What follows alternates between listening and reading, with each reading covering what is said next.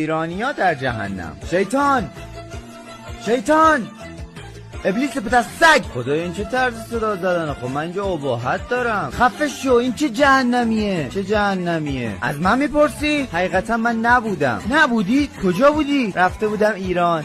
واسه چی؟ واسه ادامه تحصیل. برو به جهنم. خدای اعصاب نداری یا؟ تو رو با آرامش دعوت میکنم. با من بگو درد بزغاله. میگم برو سر کارت. ها اون بچه ها هستن داره صدا هللیوسه میاد. خدای حقیقتا دیشب یه بار تازه وارد ایرانی داشتیم.